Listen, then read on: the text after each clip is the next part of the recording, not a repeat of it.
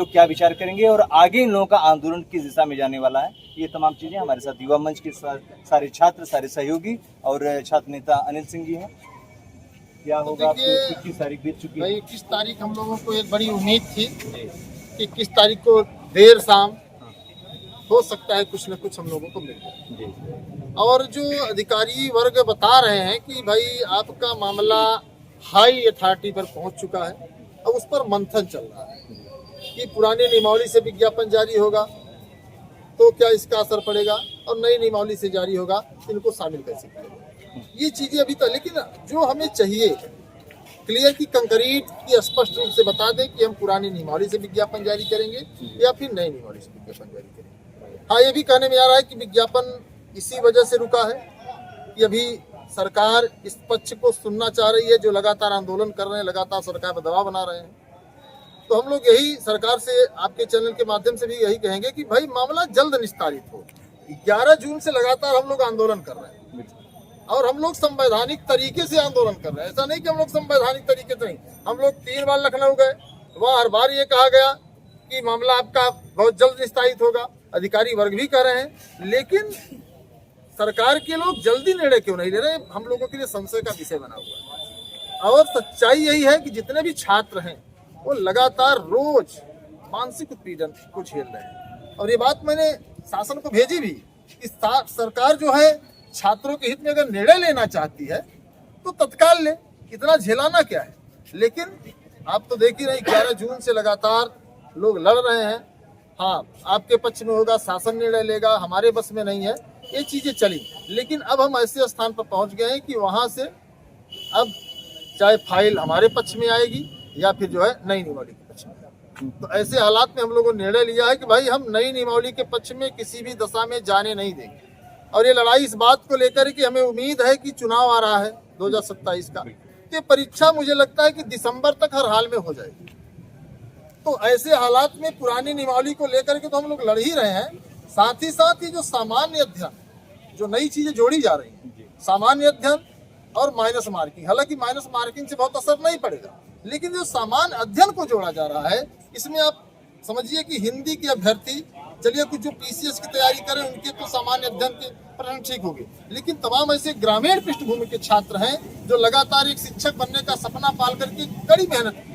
अब उनको सोशल से या सामान्य अध्ययन से कोई मतलब नहीं था। अब वो सामान्य अध्ययन पढ़ तो लेगा, लेकिन उसको कहाँ लगाएगा।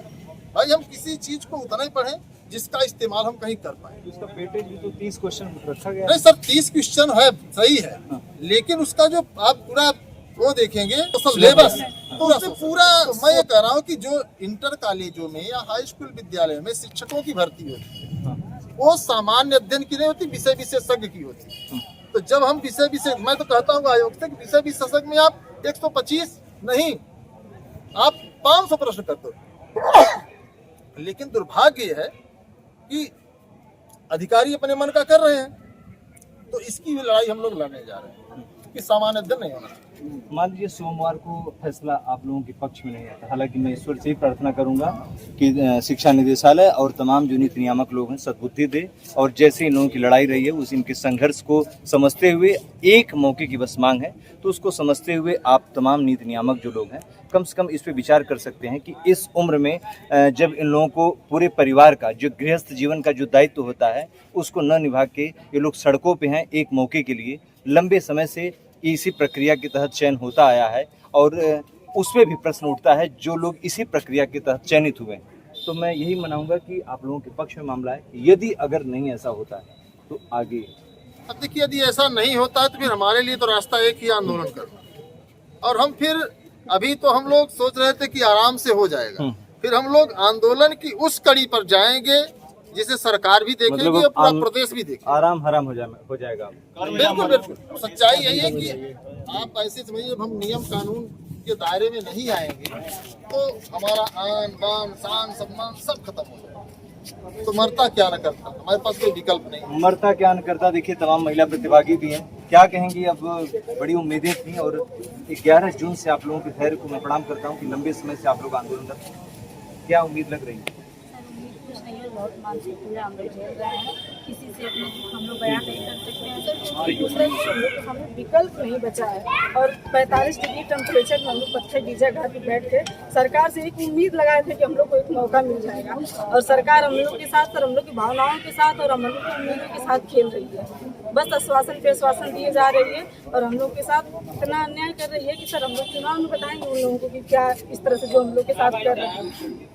पीड़ा सर इतनी है कि देखिए ये बता नहीं सकते, इतनी व्यथित हैं कि ये बोल नहीं पा रही हैं, लेकिन जो भी अल्फाज निकले हैं वो इतने रुदासे स्वर में इन्होंने सारी बातों को कही। 11 जून से 46 डिग्री तापमान में ये लोग बैठे रहे, सिर्फ इस आस में आश्वासन मिलता रहा, ये लोग ज्ञापन देते रहे और उसके बाद ये लोग घर चले जाते थे।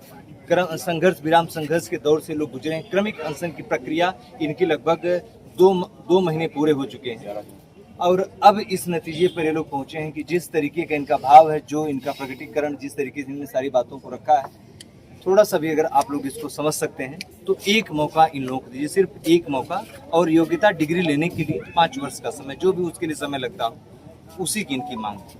क्योंकि उसी प्रक्रिया के तहत ये लोग एग्जाम इसके पहले दिए हैं और इनके तमाम सहपाठीगण उसी प्रक्रिया, उसी रास्ते से चयनित भी हुए, तो इसलिए वो मैं समझ सकता हूँ और कोई बात नहीं है, ये आंसू आपके जाया नहीं होंगे। क्या लग रहा है अभी आपको, कुछ कहना चाहेंगे आप? सर क्या कहें, सरकार तो हम लोगों को कहीं का नहीं छोड़ी। वो कहावत है ना कि ना आप घर के रहें ना बाहर के रहें, हम लोग तो अपने ही परिवार में शर्म के मारे सर नीचे कर दिए। इतने सालों की मेहनत थी, सरकार ने पूरा पानी फेर दिया और जो भी हम लोगों ने सपने देखे थे, हमारे माता पिता ने देखे थे, उसको एकदम कुचल दिया, उन्होंने रौंद दिया, जिसकी कोई सीमा नहीं कही जा। हमें माननीय मुख्यमंत्री योगी आदित्यनाथ जी से ये उम्मीद नहीं थी। वो तो कहते थे हमेशा कि भाई हम अपनी बहनों के लिए बहुत कुछ करेंगे, जैसे कि अभी रक्षाबंधन आ रहा है, आप निःशुल्क बस है उससे बहनों को आने जाएंगे, उससे कोई मतलब नहीं। जब यहाँ बहनें आपकी सड़क पे आ गई हैं, छोटे छोटे बच्चों को लोग आंदोलन में लेके आ रहे हैं, लखनऊ जा रहे हैं, योगी जी कहाँ हैं आप? ईमान आपका खत्म हो गया है या आंखों में अब आपके पानी नहीं रह गया अपनी बहनों को इस तरह परेशान देखे? ये हमारे भाई लोग इतने दिन से आंदोलन कर रहे हैं, लखनऊ कुछ नहीं तो हम लोग 4 बार जाते हैं, लेकिन कोई भी उसका हल नहीं निकला। शिक्षा मंत्री जी से भी मुलाकात हुई, उन्होंने कहा कि आश्वासन दिया, लेकिन उन्होंने काम 1 पैसे का भी हम लोग का नहीं हुआ। हम लोग लखनऊ जा रहे हैं, प्रयागराज जा रहे हैं, धरना दे रहे हैं, बस यही हम लोगों का सुबह से उठ के काम तक छोड़ना है। जब हम लोग को पढ़ना चाहिए कमरे पे, हम लोग सड़क पे दौड़ रहे हैं। बताइए ऐसे युवाओं का भविष्य कहाँ है? ऐसे देश का ऐसे आगे हम लोग क्या कर पाएंगे? सरकार को समय, बहुत ही गंभीर स्थिति। मैं तो योगी आदित्यनाथ जी से हाथ जोड़ती हूँ, हम लोगों को मौका दें, हम लोगों की सुनवाई करें जल्द से जल्द। रक्षाबंधन का पर्व है और एक प्रयागराज से एक बहन की ये गुहार है और उत्तर प्रदेश के मुख्यमंत्री आदित्यनाथ जी को कि अगर आप भी इस विषय की गंभीरता को समझते हो, ये जो 2 माह का 3 माह का इनका संघर्ष रहा और जिस तरीके से ये अपनी बात रखते रहे, शांति प्रिय ढंग से लोकतांत्रिक मूल्यों को आत्मसात करते हुए गांधीवादी तरीके से, ये गिफ्ट देने का एक अच्छा अवसर आपके लिए भी है कि एक मौका आपकी बहन गिड़गिड़ाते हुए भीख मांग रही, ये राखी के रूप में इनकी राखी भी आपको पहुंचेगी। पुरानी नियमावली की राखी सीएम को जरूर पहुंचेगी प्रयागराज से, आप उसको बांधिएगा और बांधने के बाद अपनी बहनों को एक मौका देने का प्रयास करिएगा। ये अपने जो है कि गृहस्थ जीवन में, अपने पारिवारिक जीवन में भी जो है कि चूल्हा चौकी करने के बाद पढ़ती भी हैं, लाइब्रेरी भी जाती हैं और उसके बाद ये लोग समय निकाल के अपने जो है कि आंदोलन में आती हैं, अपने अधिकारों के लिए, अपनी पीढ़ियों के लिए, अपने लिए, और उस पर इनकी पीड़ा को, इनकी करुणा को समझें। ये रक्षाबंधन के लिए आपके पास एक मैसेज है प्रयागराज से, क्या कहेंगे? सर हम योगी आदित्यनाथ जी से हाथ जोड़ करके वो बोलते हैं ना कि सभी बेटियां हमारी बहनें हैं, तो इस रक्षाबंधन के त्यौहार पे हम लोग उनसे उपहार के तौर पे टीजीटी पुरानी नियमावली को बहाल करने की मांग करते हैं सर। तो हम लोग को उपहार के तौर पे टीजीटी की पुरानी नियमावली को बहाल कर दें। देखिए भीख मांग रही है ये आंचल फैला के, और आप चाहे आपके पास एक टीजीटी पीजीटी पुरानी नियमावली की सौगात इनको एक अटेम्प्ट के रूप में दीजिए। ये लोग प्रार्थना भी कर रहे हैं और आपके सामने रक्षाबंधन के पर्व आप इनका बेहतर बना सकते हैं। आपसे शिक्षा निदेशालय में जो लोग भी बैठे हैं, तमाम नीति नियामक जो लोग लखनऊ में बैठे हैं,